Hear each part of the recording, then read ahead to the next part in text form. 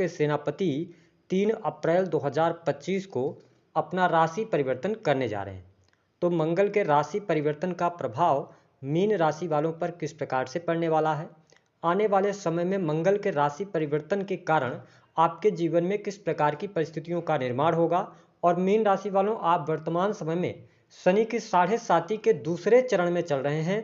तो मंगल और शनि के प्रभाव से आने वाले 61 दिनों में क्या कुछ महत्वपूर्ण बदलाव आपके जीवन में देखने को मिलेंगे, विस्तार से इस वीडियो में हम चर्चा करेंगे। तो चलिए वीडियो की शुरुआत करते हैं, लेकिन उससे पहले यदि आपने चैनल को अभी तक सब्सक्राइब नहीं किया है तो चैनल को सब्सक्राइब कर लीजिएगा, नोटिफिकेशन बेल को ऑन कीजिएगा। देखिए, जब हम मंगल ग्रह की बात करते हैं तो हमारे ज्योतिष शास्त्र में मंगल को बहुत ही महत्वपूर्ण ग्रह माना जाता है। मंगल को ऊर्जा, शक्ति, साहस, पराक्रम, छोटे भाई बहन, जमीन जायदाद, वाद विवाद, लड़ाई झगड़े, भूकंप, आगजनी, चोट चपेट दुर्घटनाएं, सेना, पुलिस, army, electronic gadgets, engineering, medical line, technical field, इन सभी क्षेत्रों का इनको कारकत्व प्राप्त है। ऐसे में मंगल देव 3 अप्रैल 2025 को चंद्रमा की कर्क राशि में प्रवेश करेंगे और यहाँ पर आगामी 7 जून 2025 तक गोचर करने वाले हैं। देखिए, जब जन्म कुंडली के पहले घर में, चौथे भाव में, 7वें भाव में, 8वें भाव में या 12वें भाव में मंगल देव विराजमान होते हैं तो मांगलिक पत्रिका का भी निर्माण होता है। लेकिन ऐसा नहीं है कि मंगल सदैव निगेटिव परिणाम देते हैं। यदि जन्म कुंडली में मंगल अच्छी स्थितियों में हो तो व्यक्ति शत्रुओं पर विजय प्राप्त करता है, व्यक्ति भूमि बहुत ज़्यादा बनाता है अपने जीवन के अंदर, भूमि का सुख व्यक्ति को मिलता है, साथ ही व्यक्ति के अंदर एनर्जी लेवल भी बनी रहती है। लेकिन अगर यही मंगल खराब स्थितियों में आ जाए तो व्यक्ति को चिंता, साथ ही चोट चपेट दुर्घटनाएं, इसके साथ में मंगल खराब होने पर दाम्पत्य जीवन को भी प्रभावित करते हैं। लेकिन मीन राशि वालों, मंगल का जो गोचर होने जा रहा है, मंगल आपके लिए योग कारक प्लैनेट बनते हैं, क्योंकि आपके ये द्वितीय भाव और त्रिकोण भाव, नवम भाव के स्वामी होकर आपकी राशि से पंचम भाव में गोचर करने वाले हैं। हालांकि मंगल की स्थिति पंचम भाव में बहुत अच्छी नहीं रहेगी, क्योंकि ये नीच राशि से गोचर करेंगे, लेकिन इस समय अवधि के दौरान कुछ क्षेत्रों में आपको सफलता अवश्य प्राप्त होने वाली है। देखिए, पंचम भाव में मंगल देव के आने की वजह से आप जो भी प्लान करेंगे, मीन लग्न अथवा मीन राशि आपकी, तो आपकी प्लानिंग बहुत अच्छी रहने वाली है। आप आने वाले समय को किस प्रकार से अपने जीवन में बेहतर बनाना है, इस पर आप प्लान करेंगे और इसमें आप कहीं ना कहीं से सफल भी होते नजर आने वाले हैं। यानी कि मीन लग्न और मीन राशि वालों, मैंने कहा कि शनि की 7.5 का जब दूसरा चरण चलेगा तो जो प्रथम चरण गया है उसके बाद जब दूसरे चरण में आप हैं और मंगल का गोचर पंचम से हो रहा है, तो आप इस समय अवधि के दौरान आत्मचिंतन करेंगे। वही जब हम कार्य व्यवसाय की बात करते हैं तो कार्य व्यवसाय को कैसे बढ़ाया जाए, इसमें क्या चीज़ें और ऐड की जा सकती हैं, इस पर आपका दिमाग काम करना शुरू करेगा और बिजनेस व्यापार से भी आपको लाभ मिलने के आसार दिखाई देते हैं।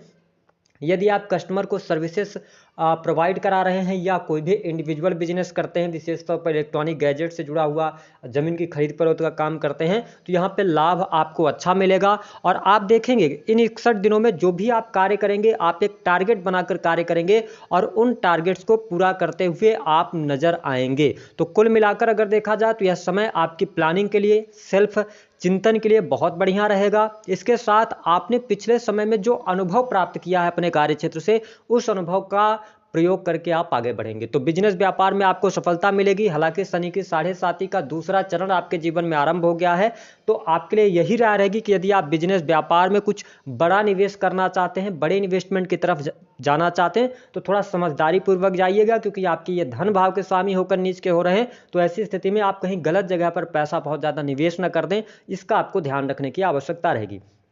इसके अतिरिक्त पंचम भाव में मंगल देव के होने की वजह से ये आपके प्रेम संबंधों का होता है, तो आप आने वाले समय में देखेंगे कि आपकी बहुत ज़्यादा एनर्जी प्रेम संबंधों में रहने वाली है। हालांकि प्रेम के मामलों के लिहाज से समय अच्छा रहने वाला है, कोई प्रेम में बहुत ज़्यादा दिक्कत परेशानी नहीं आएगी। लेकिन इस समय अवधि के दौरान जो मीन लग्न अथवा मीन राशि के जातक या जातिका हैं, तो अपने प्रेमी अथवा प्रेमिका को लेकर ओवर पजेसिव हो सकते हैं। हो सकता है कि आप प्लान कर सकते हैं, यदि आपकी उम्र विवाह के योग्य है तो इस समय अवधि के दौरान आप विवाह की तरफ आगे बढ़ सकते हैं, उसके बारे में सोच सकते हैं। ये स्थिति आपके लिए बढ़िया रहने वाली है। लेकिन अगर आप नौकरी कर रहे हैं तो नौकरी कर रहे जातकों के लिए भी अच्छा रहेगा। अगर आप प्राइवेट सेक्टर के अंदर जॉब वर्क कर रहे हैं तो अच्छा है। लेकिन मीन राशि वालों, आप जब शनि के 7.5 के दूसरे चरण में चल रहे हैं तो आपके मन मस्तिष्क में एक प्रकार का प्रभाव उत्पन्न होगा और वह यह होगा कि आपको चेंज करना चाहिए। अगर आप प्राइवेट सेक्टर में भी है ना तो आपको लगेगा कि आपका जो कार्य क्षेत्र है उसमें आपकी मेहनत के अनुरूप सफलता नहीं मिल पा रही, जहां पर आप नौकरी कर रहे हैं वहां पे दिक्कतें महसूस हो रही हैं, आपका मन नहीं लग रहा। तो ये गलती अभी आपको नहीं करना है। जैसे ही मंगल का ट्रांजिट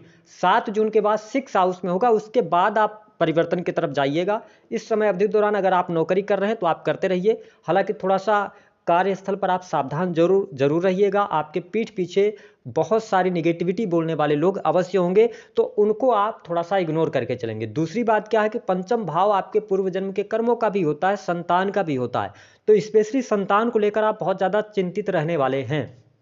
यानी कि अगर आप मीन लग्न अथवा मीन राशि के हैं तो आप देख पाएंगे कि अगर आपकी संतान उम्र में छोटी भी है तो संतान को लेकर बेफालतू की चिंताएं आप करेंगे। जैसे संतान आपकी छोटी है, अगर वो स्कूल जा रही है तो आप उसी के बारे में सोचते रहेंगे, ठीक है, या संतान के फ्यूचर को लेकर बहुत ज़्यादा चिंताएं करेंगे। आप इस समय अवधि के दौरान देखेंगे थोड़ा संतान भी आपकी एग्रेसिव हो सकती है, लेकिन ओवरऑल स्थिति बेहतर रहेगी। लेकिन जो माताएं बहनें गर्भवती हैं उनको बहुत ज़्यादा ध्यान रखना पड़ेगा, क्योंकि ये मिस कैरेज की स्थिति बना देते हैं। नीच राशि से गोचर कर रहे हैं, थोड़ा सा अपने खान पान पर आप ध्यान रखेंगे तो अच्छा रहेगा। इसके साथ मीन राशि वालों, मंगल की दृष्टि का जो प्रभाव है, मंगल चौथी दृष्टि से आपके अष्टम भाव को देख रहे हैं। देखिए चौथी दृष्टि जो होती है ये प्रोटेक्टिव होती है। तो अगर मन में ऐसा वहम आ रहा है, ऐसी चिंता आपके लिए बन रही, कोई बहुत बड़ी निगेटिव घटना हो जाए, तो ऐसी स्थिति नहीं होगी, आप चिंता से बाहर निकलें। लेकिन जो आपके राज की बातें हैं ना, इस समय अवधि के दौरान आप क्या करने वाले हैं, क्या नहीं करने वाले हैं, आपकी क्या प्लानिंग है, ये अपने लोगों के साथ में आप शेयर ना करें, क्योंकि इस समय अवधि के दौरान आपके मित्र ही आपके शत्रु बन सकते हैं। तो चीजों को आप रिवील ना करें। इसके अतिरिक्त जो लोग अकल्ट, एस्ट्रोलॉजी, ज्योतिष, तंत्र मंत्र, रिसर्च के कार्य क्षेत्र से जुड़े हैं तो उनको सफलता प्राप्त अवश्य हो रही है। सेना, पुलिस, आर्मी से जुड़े जातकों को भी अच्छा खासा लाभ इस समय अवधि के दौरान देखने को मिलेगा। अब देखें मंगल की जो दृष्टि का प्रभाव है, 7वीं दृष्टि से आपके लाभ भाव को देख रहे हैं, जहां पर उच्च राशि आती है इनकी मकर राशि। तो कहीं ना कहीं से लाभ की स्थिति बढ़िया होगी। अगर आप नौकरी में है तो नौकरी कार्य क्षेत्र में आपको सफलता प्राप्त होगी। इस समय अवधि के दौरान सरकारी क्षेत्र से भी आपको लाभ मिलेगा, ठीक है। सोशल सर्कल आपका बढ़ता हुआ नजर आ रहा है। बड़े भाई बहनों के साथ में आपके रिलेशन अच्छे रहने वाले हैं। तो स्थितियां यहां पर ठीक ठाक दिखाई दे रही हैं। अब आप देखें मंगल की जो 8वीं दृष्टि है, ठीक है, वो आपके 12वें भाव पर है। तो यहां पर 12वां भाव विदेश को भी शो करता है, और मंगल आपके नवम के स्वामी होकर और पंचम में गए हैं। तो अगर आप विदेश जाना चाहते हैं तो थोड़ा सोच समझ कर कदम बढ़ाइएगा। अभी आपके लिए उपयुक्त समय नहीं है।